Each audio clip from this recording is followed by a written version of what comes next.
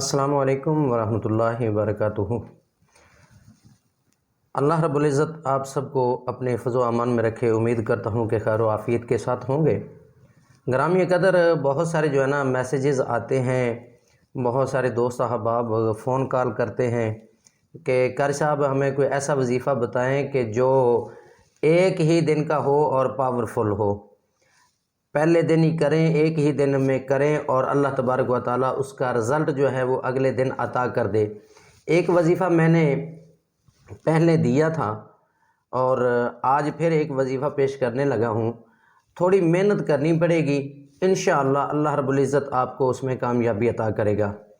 تو یہ ماہ شعبان المعظم کا جو ہے ایک تحفہ ہے، آپ کو دے رہا ہوں۔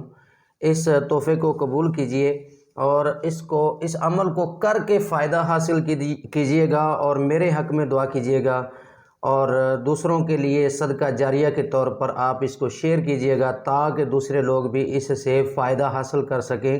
جو بھی مجبور حضرات ہیں وہ اس سے فائدہ حاصل کریں۔ تو ہمیشہ کی طرح یہی میری آپ دوستوں کے ساتھ گزارش ہے، آپ دوستوں کے آگے میری ریکویسٹ ہے کہ جو نئے دیکھنے والے ہیں وہ تو چینل کو سبسکرائب کریں، جنہوں نے آج تک نہیں کیا ان کو بھی چاہیے کہ وہ سبسکرائب کر لیں، اور سبھی دوستوں کو یہ میری ایک ریکویسٹ ہے کہ ویڈیو جو دیکھیں تو اس کو جو ہے نا آپ آگے فارورڈ کریں، شیئر کریں تاکہ دوسرے لوگ اس سے فائدہ حاصل کر لیں، آپ کا بھی حصہ صدقہ جاریہ میں ہو جائے گا۔ تو آئیے میں عمل کی طرف آتا ہوں، آپ کو بتاتا چلوں۔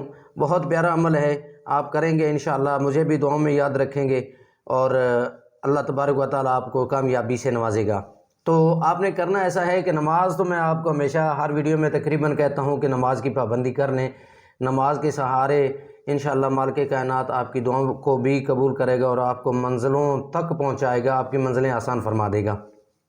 تو ایسا کرنا ہے، بعد از نماز عشاء آپ نے ایک جگہ کے اوپر بیٹھ جانا ہے، چاہے کہ آپ مسجد میں نماز پڑھیں تو اسی جگہ پہ آپ نے بیٹھ جانا ہے جس جگہ آپ نے نماز پڑھی ہے، یا گھر میں آپ نماز پڑھتے ہیں تو گھر میں جگہ مخصوص کر لیں کہ اس جگہ آپ نے نماز پڑھنی ہے اور اسی وقت آپ نے یہ عمل کرنا ہے۔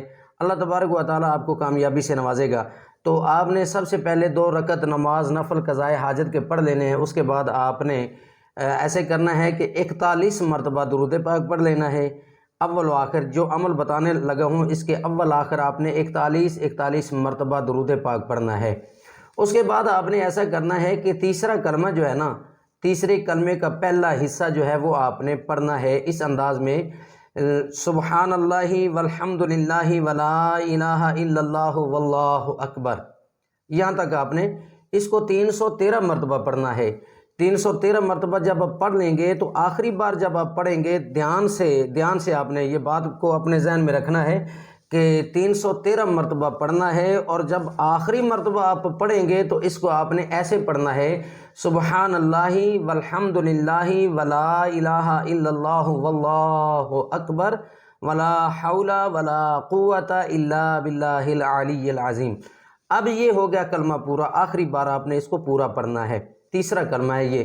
اور اس کے بعد آپ نے پھر یہ کلمات پڑھنے ہیں، 313 مرتبہ ہی یہ پڑھنے ہیں، لا الہ الا اللہ وحدہ لا شریک لہ لہ الملک ولہ الحمد یحیی ویمیت وہو علی کل شیء قدیر۔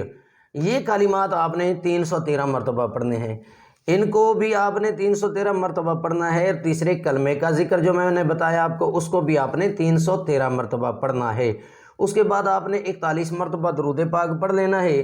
درود پاک پڑھنے کے بعد اللہ رب العزت کی بارگاہ میں گڑ گڑا کے دعا مانگنا ہے۔ آپ کا جو بھی مقصد